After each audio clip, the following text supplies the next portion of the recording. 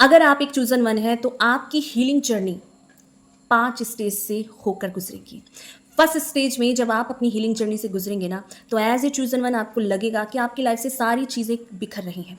कुछ भी आप सँभाल नहीं पा रहे हैं। जितना चीज़ों को आप सँभालेंगे उतनी चीज़ें आपके हाथ से निकल रही हैं। ऐसा आपको महसूस होगा और ये स्टेज वो स्टेज है आपकी हीलिंग जर्नी की जहाँ आपको एक्सेप्टेंस में रहना है। आपको घबराना नहीं है।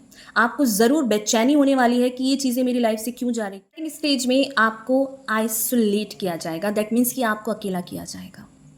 ये वो स्टेज है जहां आपको ऐसा लगेगा कि आपके फैमिली मेंबर्स आपको नहीं समझ रहे हैं, आपका पार्टनर, आपके फ्रेंड्स, कोई भी आपको नहीं समझ रहा है और आपको ऐसा लगेगा कि आप अकेले पड़ गए हैं। आपको आइसोलेट किया जाएगा, आपको अकेला किया ही जाएगा ताकि आप अपनी इनर वॉइस को सुन सकें, आप अपनी इनर कॉलिंग को सुन सकें। स्टेज में आपकी हीलिंग जर्नी में आपको अवेकन किया जाता है, दैट मीन्स कि आपको जागृत किया जाता है, आपको शेकन किया जाता है।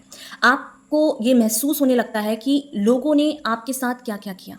लोगों का सच आपको दिखने लगता है, आपके आंखों में जो भ्रम की पट्टी होती है वो टूटने लगती है। आपको ये दिखाई देने लगता है कि कौन इंसान मेरे साथ क्या चाहता है, कौन मेरे लिए अच्छा चाहता है। वो सारी चीज़ें ना आपको क्लियरिटी से अब दिखने लगती हैं। और ये इसलिए भी ज़रूरी है क्योंकि यही वो टाइम पीरियड है जहाँ पर आपकी हीलिंग जर्नी का दरवाज़ा खुलने लगता है, आपको अवेयरनेस आने लगती है, आप कॉन्शियस हो जाते हैं, कौन सही है आपके लिए, कौन गलत है, इन सारी चीज़ों की क्लियरिटी आपको आने लगती है। स्टेज में अब आप लोगों के पीछे भागना बंद कर देते हैं, लोगों को खुश करना बंद कर देते हैं। अब आप ये समझ चुके हैं कि आपको किसी के पीछे भागने की ज़रूरत है ही नहीं।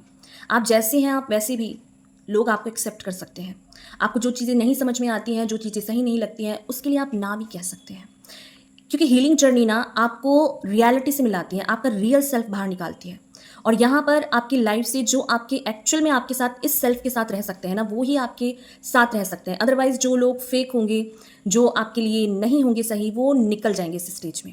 क्योंकि वही आपकी लाइफ में इस स्टेज में रुक पाएगा जो आपके इस सेल्फ को, इस लाइट को एक्सेप्ट कर पाएगा। फाइनल स्टेज में आपको अपनी लाइफ पर्पस का पता लगता है। यस, लाइफ पर्पस हर किसी का अलग हो सकता है और ये डिपेंड करता है कि आपकी लाइफ की जर्नी किस तरह की है। जिस तरीके की आपकी लाइफ का पेन है, सफरिंग है, वो आपको ऐसे ही नहीं मिली। हर चीज़ का एक पर्पस होता है और आपकी पर्पस का, आपकी लाइफ में जितनी भी सफरिंग है, वो सारी चीज़ें ना आपको जागृत करने आती हैं। दैट मीन्स कि उनका एक पर्पस है ताकि आप उस पेन को विजडम में लेकर आप लोगों को भी हेल्प कर सकें, उनको ऊपर उठा सकें। और ये डिपेंड करता है कि आप अपनी लाइफ की जर्नी को किस तरीके से लेते हैं, आप कितनी सेंसिटिव सोल है। आपकी लाइफ में जो भी चीज़ें हुई हैं वो नॉर्मल नहीं है, उसका एक पर्पस है और ये आप ही उसे निकाल सकते हैं कि आपको लाइफ में क्या करना है। तो लाइफ का पर्पस तब निकलेगा जब आप अपनी ऊपर काम करेंगे, डीपली खुद को आइसोलेशन में खुद को जान पाएंगे। जितना आप अपनी लाइफ को एनालाइज करेंगे उतना आप अपनी आप को समझ पाएंगे और आप उतना ज़्यादा अपनी लाइफ पर्पस के करीब होंगे।